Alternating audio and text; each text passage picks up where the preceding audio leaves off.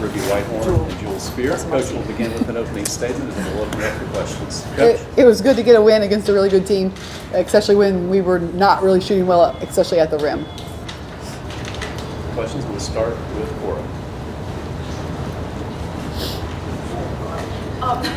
Kim, that sequence at the end of the first half, that last minute 20 where it went from 2-point lead to the threes, the steals, is that what you want this team to look like? Does that kind of encapsulate the vision of what this team That is it right there. That minute, every minute. We just got to do it. Is there anything in particular you liked about that sequence? I think it just came from our defensive pressure. And we were hitting shots, we were sharing the ball, but we were just really in their space, making them uncomfortable. And we pick and choose still when we want to do that. Next to Ryan and then Maria.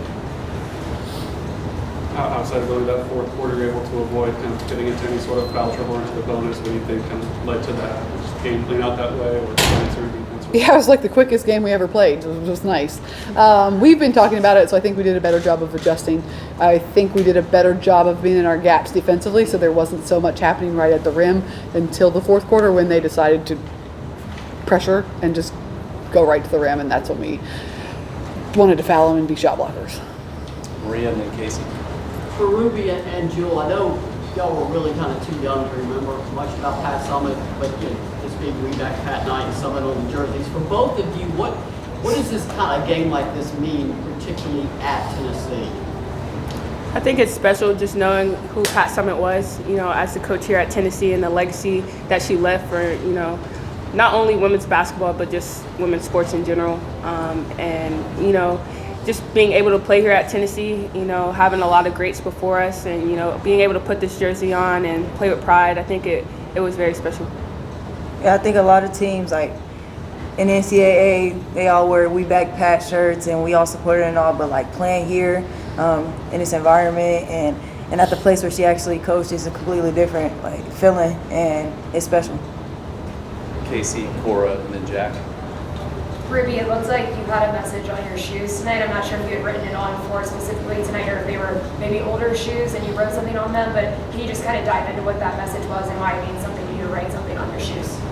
Yeah, I only write something on my special shoes, like shoes that I wear and I played a special game in them, and pretty much everything on there was like faith over fear, mind over matter, reminder that I play for my city, I play for my family. And then I'm just grateful to be playing the game of basketball. I feel like I wrote on my shoes back in COVID, and it really just reminded me that every day we get to wake up and play this game is a blessing, because at one point we couldn't, and that's just what I think about every time I look at them. Jewel, I felt like this was one of the most complete games you guys have played, and just offensively felt so much more fluid. Could you feel that in practice this week, that you guys were starting to really click on the offensive end, and what did you see out there tonight that really helped, really get that fluidity going? Yeah, I definitely did. I think we were moving the ball better, playing off of 2 feet better, inside-out threes, pushing the ball better with our point guards, getting paint touches and getting to the rim if they can, but also looking for mismatches. So I thought we were very patient on offense and under control, and a lot of people stepped up. Coach, how important was it for Talia to be impacting the game in a variety of ways early when her shot wasn't falling? Where did you see that impact the most? Yeah, I think she was really definitely struggling in the first half of the first quarter, and then when she turned it on defense and got a couple steals, got some easy buckets, she really helped her team out, and then it was all downhill from there. Go next to Paige, and then Maria, Ryan, and Caleb. Ruby, you mentioned the lettering on your shoes keeping you focused. Do you think that fed into your 20-point performance? I think it's the first time this season you've had mine. Oh yeah, I'm very superstitious. So if I could wear them shoes again, if they wasn't purple, then I would wear them for the entire rest of the season. So the last time I wore them shoes, surprisingly, it had 20. So Ask her. You can wear them next game, and if you have 20 again, we'll talk about it. Thank you. You paid her to ask that question. Go next to Maria. Coach, I know, obviously, you know who Pat is. You read all her books. What did it mean to you to participate in this game as the head coach at Tennessee, and then the staff, of course, wearing the shirts? And then a two-part question, because I know y'all get on the road. Vanderbilt is a weird place to play with, the way the court is set up and the benches on the baseline. Have you ever been in there and experienced that bizarre setup? And then No. Does it change anything? I haven't, so I actually didn't even know that until like 5 minutes ago. So you're just gonna have to wrap your head around it. And maybe with what you can do is you can change your positioning in practice. I was taught a long time ago to kind of stand where you stand in the game so you have the same angle. So maybe in practice I'll be on the baseline for the next couple of days. Pat said the players loved it when they were at the far end. 'Cause Oh, yeah. They could not hear. Absolutely. If you're coming down our sideline, we can talk to you. Now it's going to be hard. But what about this game and being Tennessee's head coach? No, it is amazing, and it's still very humbling, and you got to pinch yourself that you are the head coach. But just to be a part of it, and like Jewel said, at the place where she coached, she did so much for women's sports. She did so much for this university. She did so much for the game, and it's really humbling just to be here. Ryan and then Caleb.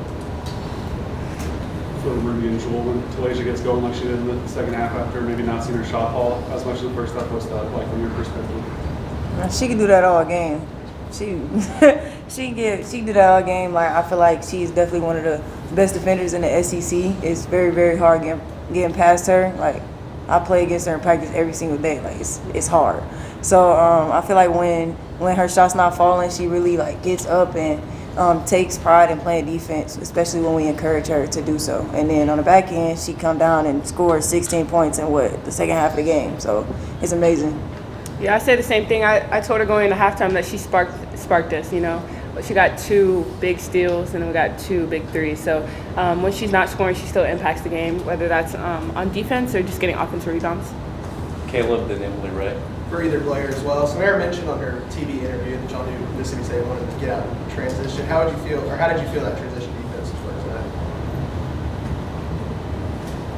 Oh, so I feel like we definitely could have did a little bit better playing some transition defense at times. We found it a little bit hard to match up, and we know we're supposed to match up fast. So that just comes with more talking and just being more focused and locked in on the little details. Ruby, you said it's a different feeling when you actually play for the team that Pat Summitt obviously coached at. Did you have an opportunity, I know it was mid-game, but they always play her singing Rocky Top. Did you have an opportunity to look up and just kind of take it all in? I don't know if it's gonna get me in trouble, but I did. I actually seen. I seen her sing the song with the microphone, walking up to the scorer's table. Like, it was hard to miss. Like, it's really hard to not pay attention to it. So. And to piggyback off that, I heard it too, and I was like trying to look my new coach just go. That's why you guys got scored on the blob yet. I know, no, that wasn't why, but I was like trying to look awesome. We'll go next to Casey, and then Cora and Paige. Coach, when the team kind of gets in the groove like they did at the end of that first half, what do you like the most about the mentality that they have aside from just the play on the court? I think they just played hard. I think it makes the bench gets excited, and we just play hard, and it's just effort based. We're up in your space. We're not going to let you advance the ball. We're not going to let you get the ball across half court. I think it's a mindset, and I think it's a mindset we need to be more consistent at. Kim, I noticed that Samara Spencer had come out before the 90-minute clock started to now sit down with you. And I feel like I've seen her out early sitting on the bench in 4 games before. Just, what does that relationship mean to you, and what did you think of her performance tonight? No, Sam's special. She's always in here, always laughing, joking. I was joking with her today and said, I kind of like you. And she said, kind of. So she's special. She makes practice light, and our practices aren't always light. Our practices are competitive. Our practices are hard. We run a lot. And she always finds a way to make the people around her laugh. And so she's a special, one-of-a-kind player. Paige, Jack, and then John. Moments throughout the game, you was struggling with the layups in the post, and then there was a moment where you talked to her on the sideline. What was that messaging to her, and how nice was it to see her get those specific layups late in the game? Yeah, she was doing everything right. Her shot just wasn't falling. So just trying to put some confidence in her and tell her to just slow down a hair. And who knows if that was good advice or not, but just trying to give her something, because she was getting to her spot. She was getting clean look. She was working hard. It's tough when you have your players taking good shots and they're not going in. So just trying to help. Jewel, circling back to a bit earlier with Pat singing Rocky Top, I believe Coach said in one of the, when she was hired, that she was never going to sing Rocky Top. Have you heard it yet? And then, Coach, what would it take for you to sing it? I don't think I've heard it yet. Yeah, I don't really go sing. She's not really like a singing I'm not person. really a singer or a dancer. I will sing it in the privacy of my own home or a She crowd. hasn't danced yet. We No, gonna no, get her to no. We need Yeah. to make her dance. gonna Yeah, get her if to y'all sing can win the Rocky Top. championship, we'll talk about it. But until then, on a daily basis, you think I'm gonna walk around singing and No, dancing? but like, Yeah, you just said you don't pay attention in the huddles. it's just something. Okay, that's the John, then Maria, and then Casey. Coach, everybody talks about Jewel's scoring, but her passing has really been on display over the SEC play. What makes her such a good passer here? I think she's got a really, really good basketball IQ. She sees the floor. She's not selfish, so she's not always just looking at the rim. And she plays with really good pace. It's hard to speed her up. She controls the tempo when she drives. Coach, you can take this, or Ruby, or Jewel. It's one thing to take a charge. It's another thing to take a charge when a 6'7" player is bearing down on you. And Samara Spencer just stood in there and took it. I mean, she's a little smaller compared to who was coming down on her. What does it say about her toughness to be able to stand there and take that charge? Yeah, she's tough. She'll do it in practice. She probably takes 2 or 3 charges every practice, too. Casey. Either for Ruby or Jewel, we've seen Coach kind of pull someone aside a few times now when they come off. What about Coach kind of motivates you guys in the middle of the game when she has those one-on-one conversations with you guys? I would say she just keeps us calm. Like she tells us what she sees on the court that sometimes that we don't see. So just giving us advice, whether that's on the offensive end or defensive end, but also like you all referenced, like if we're down or something like that, she's talking to us to give us confidence because she has faith in us. Thank you very much. Thank you. Thank you.